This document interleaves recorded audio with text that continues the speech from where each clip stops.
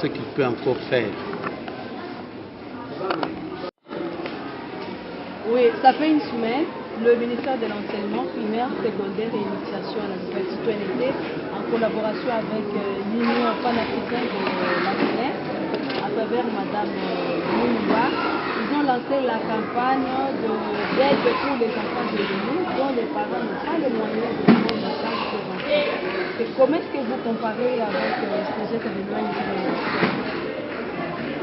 Bon, tous y contribuent au mieux-être de l'enfant congolais.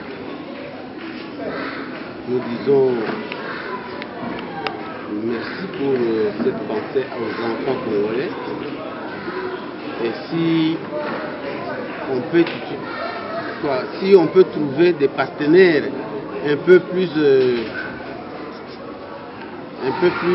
avec un peu plus de moyens pour soutenir les enfants vulnérables. Parce qu'en fin de compte, les études ont un prix. On peut leur donner des cahiers ici, mais à un certain moment, les besoins, ce n'est pas seulement les cahiers.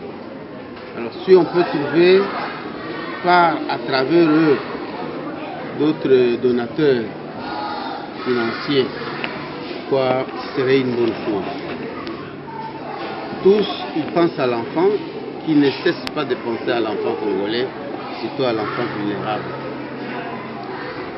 Monsieur le sous-prophète, dernière question, comptez-vous que ces gestes vont répondre à la qualité, puisque le ministre avait promis pour cette année les quinquennats de la qualité. Est-ce qu'avec cette infrastructure scolaire, ça peut contribuer à la qualité de l'enseignement pour cette année scolaire? Je l'ai dit dans mon mot, que nous sommes engagés maintenant dans le quinquennat de la pédagogie. Celui qui dit pédagogie, dit qualité de l'enseignement. On ne peut pas offrir à l'enfant un enseignement de qualité s'il ne sait même pas bien se mettre confortablement. Il doit être bien assis, avec un petit équipement, de quoi écrire, mais il doit être bien assis. L'enfant doit avoir un point d'eau. L'enfant doit avoir un pavement comme celui-ci. Ça tourne. Bonjour monsieur le directeur de l'école primaire Anne Ngabois. Bonjour. Oui, on peut connaître votre impression par rapport à ces gestes de générosité que l'ONG Lolango vient de poser à travers votre école. Vraiment, je ne sais pas comment vous dire. Comme mon chef, le sous-prophète, vient de vous dire tout à l'heure, c'est vraiment très important. C'est un geste louable. Puisque ça fait une semaine que les enfants étaient à la maison. Et aujourd'hui, l'ONG Lolango, qui a le souci de l'avenir de la jeunesse, de cette jeunesse de ce coin de la capitale, est venue à votre aide pour aider ces jeunes de bien préparer leur avenir. Et qu'est-ce que vous pouvez dire à travers cette ONG?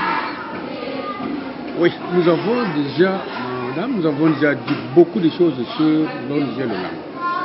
Ce n'est pas seulement aujourd'hui. L'ONG Lolango, je peux dire qu'il est l'enfant de la maison. C'est-à-dire, il a déjà fait plusieurs choses petit à petit. Et nous sommes en train d'avancer mollo mollo. Je crois que nous allons atteindre les objectifs de cette éducation-là. Vous avez épinglé quelque chose sur l'école qui n'est pas politique, mais qui est apolitique. J'avais beaucoup eu trop de soucis. Si nous les compatriotes, nous les patriotes, nous les citoyens de ce pays, nous pouvons mettre en moule l'éducation de nos enfants pour des histoires qui sont politiques. Parce que l'école, l'école politique, c'est une ambassade. On ne peut pas déranger les enfants, on ne peut pas entrer ici pour négliger qu'il y a eu des coups de balle par-ci, par-là. Et les enfants, les trop petits enfants comme ça, ont eu peur. Attention, on n'a pas pu étudier. Donc, si on peut ne plus répéter cette histoire de troubles. Alors, au niveau de Lolango, c'est une ONG qui existe. C'est une ONG qui a fait beaucoup de bien pour cette école, surtout pour les enfants de ce milieu. C'est la raison pour laquelle nous le remercions. Nous l'avons remercié, nous l'applaudissons, mais nous continuons à lui demander, n'est-ce pas, d'aller un peu plus haut. Aujourd'hui, nous prions le Seigneur qui lui donne encore beaucoup de force, beaucoup d'imagination pour qu'il puisse nécessairement voir et surtout à ses partenaires. Parce qu'il seul ne peut rien faire. Mais avec ses partenaires, je crois qu'avec tout ce qui se passe, il peut trouver des solutions. Mais nous sommes très contents pour ça. Oui, l'ONG Lolango contribue à l'éducation des enfants. Souvent, on parle que les enfants des Kingabois, mal réputés. Oh, mais avec la contribution de l'ONG Lolango, est-ce qu'on peut compter qu'ici, il y a la qualité? Oui, la qualité est totale, ça je dois le dire. Ce n'est pas total, mais elle est vraiment partiellement augmentée. Pourquoi? Parce que vous avez vu l'école, vous avez vu comment l'école est assainie, vous avez vu comment la propriété se trouve. Donc, je ne crois pas que les enfants qui ont ces biens ici puissent les casser. Ça, c'est vrai, il doit dire la vérité que le Kingabois, l'école EP1 Kingabois comme institut Kingabois se trouve dans un milieu où les jeunes gens, les gens de la cité, tout ça font n'importe quoi. Alors, mais nous faisons un effort pour protéger ça. Vous allez voir quand on érige un mur pour que les enfants de l'extérieur n'entrent pas. Ils viennent, ils défient, mais on fait un effort pour que ça ne puisse pas. Mais je suis sûr et certain qu'il y a une amélioration. Merci. Bonjour. Est-ce qu'on peut... C'est les temps, Oui, vous êtes président du comité des parents à l'école, de cette école primaire en Kingabois. Oui. Quelle est votre impression et quel est le message que vous pouvez lancer aux parents qui gardent encore leurs enfants à la maison au lieu de les envoyer à l'école? Merci beaucoup pour la question, madame journaliste. L'impression que j'ai, d'abord pour l'ONG Lolango, l'école, c'est un bien de la communauté. C'est-à-dire que notre bien à nous, parents, à nous, familles. Donc, c'est-à-dire l'État construit une école pour préparer l'avenir de nos enfants, nous qui avons des enfants. Alors, l'ONG Lolango, qui vient de voler au secours de cette école, c'est-à-dire nous qui avons des enfants, nous inscrivons nos enfants pour qu'ils étudient, et lui vient pour aider ses enfants à mieux s'asseoir pour avoir un bon apprentissage. C'est une très bonne impression. Nous félicitons l'ONG Lolango. Nous l'encourageons d'aller toujours de l'avant. Nous prions Dieu pour qu'il puisse avoir encore beaucoup de partenaires qui pourront nous soutenir à poser encore des actes qui seront encore plus grandes, plus visibles encore. Pourquoi pas la réhabilitation? Pourquoi pas encore ajouter des bancs? Pourquoi pas de salles de basket? Pourquoi pas? Donc nous avons besoin de salles de conférences. Ici nous avons besoin de beaucoup de choses et l'ONG Lolango est prêt. Voilà, nous avons des latrines, nous avons des points d'eau, nos enfants, nous avons des salles pavées. Pour la deuxième question, vous dites le message que je peux lancer pour les parents, envers les parents qui gardent les enfants dans leur maison. Non, garder un enfant à la maison, moi je dirais c'est comme commettre un crime. Pourquoi? Un enfant qu'on garde à la maison, cet enfant n'a pas l'avenir. Cet enfant ne fera rien, ne sera même pas utile pour la famille. Il sera d'abord un danger pour la famille, parce que il peut devenir un koulouna, un bandit, un malfaiteur, parce qu'il n'a pas étudié. Et surtout dans ces coins, voilà, la capitale, comme vous le dites. Alors, l'école, c'est là où on forme l'enfant. L'enfant est instruit, l'enfant est encadré, il est préparé pour l'avenir. Et le premier bénéficiaire, c'est la famille. La famille, c'est lui le premier bénéficiaire. Il y a la société, pourquoi pas la nation et le monde tout entier. Nous avons des inventaires qui inventent de toutes choses. Ils sont passés par les bancs de l'école. Ils ont commencé par l'école primaire et ensuite de suite, ils sont arrivés là où pour devenir des grands hommes comme nous les appelons aujourd'hui.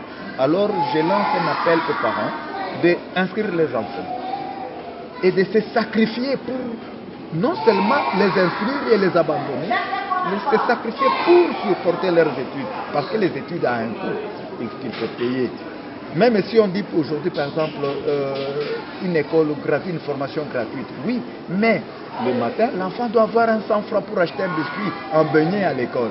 C'est un coût. Il faut nettoyer les uniformes, c'est un coût. Il faut acheter les cahiers, il faut les sacs, il faut les baskets. Tout ça, c'est un coût à payer. Donc les parents doivent se sacrifier. Inscrire l'enfant, c'est préparer son avenir. Inscrire l'enfant, c'est préparer l'avenir de la famille, c'est préparer toute la société et pourquoi pas toute la nation. Voilà les messages que je lance. Ok, donc question. Nous avons besoin, au nom des parents que je parle, que nos enfants puissent avoir une bonne formation. Et l'ONG Lolango vient de répondre à nos attentes, à nos besoins. C'est-à-dire, le 9 octobre, nous avons l'Assemblée générale des parents. Nous allons continuer à sensibiliser, ce qui est le rôle des parents, à sensibiliser les parents, à leur donner l'information que, écoutez, nous avons l'ONG Lolango qui vient d'ouvrir encore une salle moderne en informatique, il y a des bibliothèques, et nous pouvons, nous parents, envoyer nos enfants, avoir la volonté, nous parents, d'envoyer nos enfants dans ce sens, pour avoir cette formation. Ensemble avec l'école, nous allons militer, nous allons nous battre pour bien encadrer nos enfants dans cette formation. Et je pense qu'à la fin de l'année, il y aura un bon résultat. Parce que c'est le début de l'année. Et à la fin, c'est la fin qui justifie les moyens. Donc nous sommes sûrs et certains que nous, comme l'ONG Lolango vient de voler à notre secours, il ne sera pas bon. Merci. Bonjour, Monsieur le Président. Est-ce qu'on peut vous connaître? Moi, c'est M. Émile Chouin-Yominde, président de l'ONG Lolango Asbel RDC, président de l'association de Lolango France, volontaire à la Croix-Rouge française et aussi partenaire de l'EPN. Oui, vous parlez des partenaires. Est-ce qu'on peut vous connaître votre mission dans cette école, dans ce quartier qui va voir précisément dans la commune de l'Unité?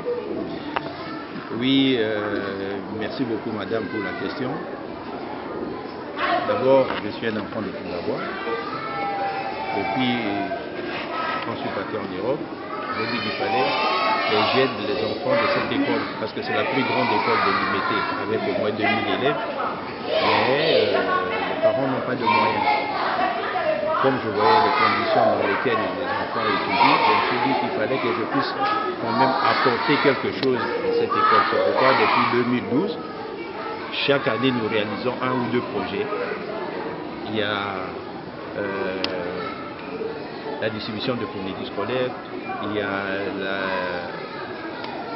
l'installation de points d'eau, il y a le pavement, canalisation des eaux de pluie et puis aussi la réfection des murs des classes.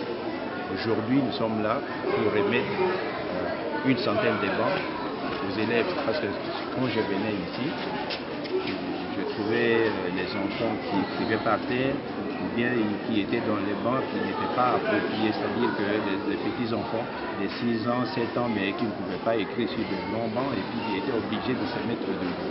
Alors je me suis dit qu'il fallait que je puisse faire quelque chose, et avec mes partenaires, entre autres la Poste de France Paris-Brûle, que je remercie beaucoup, la Croix-Rouge française aussi, Madame Tania, et la Croix-Rouge de la RDC, et puis tous nos partenaires. Vraiment, nous avons fait, comme les partenaires me connaissent bien que je suis un homme correct, sérieux, mais depuis que je viens, je réalise des projets. Alors aujourd'hui, je suis content d'avoir remis ces bancs pupitres à ces enfants. Parce que quand nous sommes entrés, vous avez vu même que les enfants assis sur ces bancs, c'est vraiment, on était chaud au cœur. Et nous allons toujours continuer, parce que la jeunesse, c'est la vie de demain. Si nous, on ne soutient pas cette jeunesse, on va toujours dire que Kindabois, c'est un quartier des bandits, des délinquants. Mais si nous soutenons cette jeunesse, comme moi je suis en train de faire pour chercher à changer un peu l'image qu'on s'est fait de Kindabois. C'est-à-dire que dans cette école, il y a des élites qui vont sortir. Il y a des gens, des PDG, il y aura des ministres qui vont sortir et qui diront que nous sommes passés par les P1 Kindabois. C'est que ça fera ma joie et puis la joie aussi de toute la société. Oui, merci Président. Vous contribuez, vous êtes à la solution une bibliothèque qui va leur permettre aussi d'améliorer leur lecture, comme les ministres initialement avaient promis pour cette année. Qu'est-ce que vous pouvez encore dire sur ça? Oui, parce que je réponds aussi quand même à la demande du gouvernement, comme les ministres des enseignements primaires a discuté cette année l'année de la lecture. C'est pourquoi j'ai répondu favorablement à la demande. En tant que Congolais, oui. En tant que Congolais de la diaspora, pourquoi nous allons visiter ici une salle informatique moderne et puis une bibliothèque. qui sont mises à la disposition de ces enfants, surtout de l'école primaire, pour que c'est l'informatique, la lecture, les enfants, les enseignants doivent les lire, pour connaître aussi ce qui se fait aussi ailleurs, moins que maintenant, c'est la formation perpétuelle. Alors, il faut la formation en informatique, c'est très important. Parce que moi, j'avais vu quand j'étais ici, il y avait des enfants qui connaissaient déjà, qui palpaient la souris, ces enfants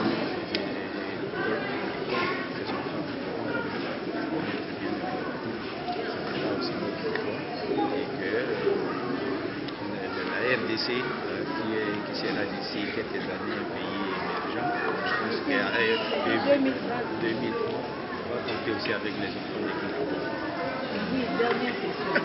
Ma stratégie, c'est vraiment, je remercie beaucoup les partenaires, c'est-à-dire les directeurs, les présidents, le comité des parents. Ce sont les gens qui travaillent avec moi depuis plus de 4 ans. Et on travaille très bien et puis en collaboration. Et que d'ici, il y a d'autres projets que nous allons réaliser, dont nous serons peut-être financés par les autres. C'est que vraiment nous voulons transformer cette école. Nous voulons quand même qu'il y ait l'élite. Parce que c'est la plus grande école, mais c'est l'école qui est la plus défavorisée. Les parents qui ont des moyens scolarisent leurs enfants dans les écoles privées. Mais ici, ce sont les parents qui n'ont pas acquis à l'heure. Ils se battent d'ailleurs même pour nourrir leurs enfants. Et maintenant pour les scolariser. C'est pourquoi nous faisons tout. Si vous voyez aujourd'hui Anastasie, les P1 qui là-bas, contrairement il y a 4 ans, il y a 5 ans, c'était pas ça. Maintenant ça devient une école moderne. Là où on est là, on ne pouvait pas accorder une interview ici. Parce que c'était la boue. Mais maintenant, nous sommes là. 6 mois après, et vous voyez l'aspect qu'il y a. Vraiment que Dieu bénisse les P1 qui la voient et puis qu'il nous donne encore de moyens, tous nos partenaires. Merci beaucoup pour tout ce que vous faites.